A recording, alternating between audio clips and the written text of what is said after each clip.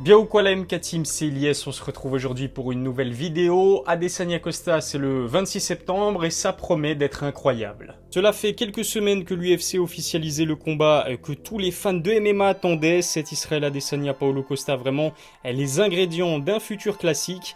Une grosse rivalité, une tension extrême et surtout deux hommes invaincus aux qualités indéniables. Je vous propose d'analyser en détail cette affiche pour le titre chez les middleweight, le style de chacun des combattants, leurs forces, leurs faiblesses et la façon dont va se dérouler le combat. Juste avant, si ça n'est pas encore fait, eh bien, je vous invite à vous abonner à ma chaîne YouTube et à activer la cloche pour recevoir les notifications et ne rien rater de mes futures vidéos. Essayons d'abord de comprendre pourquoi ces deux-là se détestent. Tout semble avoir débuté après un banal petit accrochage entre les deux fighters en juillet 2018. Après sa victoire contre Brad Tavares, Adesanya croise Paulo Costa en backstage de l'UFC 226.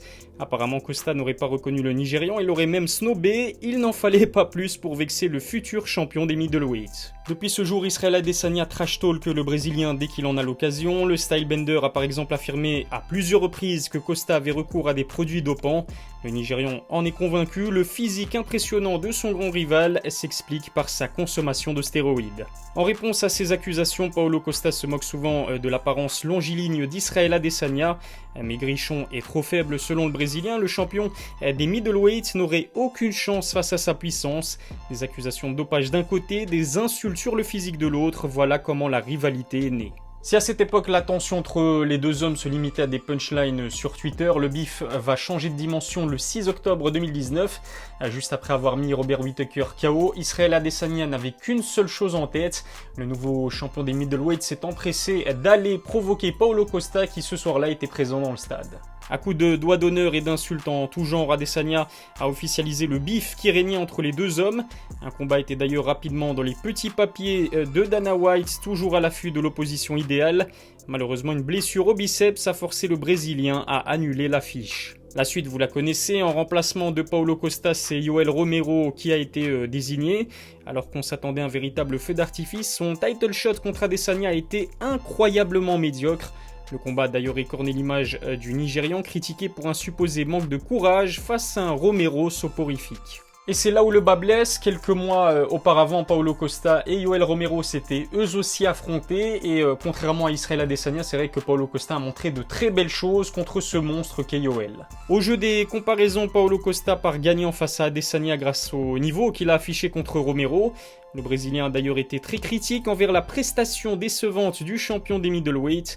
C'est justement pour cette raison qu'on aura droit à la meilleure version du Nigérian le 26 septembre. Adesanya aura fortement envie de se racheter.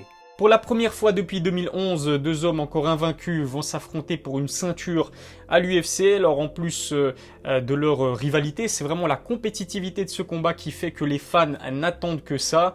Israel Adesanya comme Paulo Costa sont au sommet de leur art et de leur capacité athlétique. Alors à quoi faut-il s'attendre de ce main event de l'UFC 253? J'ai envie de dire à tout sauf au même scénario qu'Israel Adesanya, Yoel Romero. Contrairement au Cubain, Paulo Costa ne va pas être passif, bien au contraire. Comme à son habitude, le Brésilien va imposer un rythme d'enfer pour mettre son adversaire hors d'état de nuire.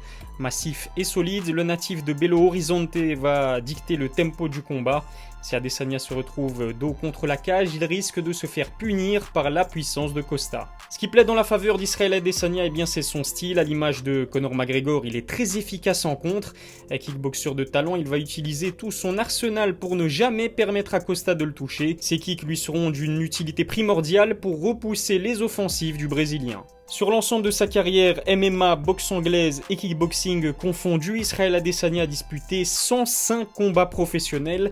Il ne s'est pris qu'un seul et unique KO, c'était contre un Brésilien d'ailleurs, Alex Pereira en 2017.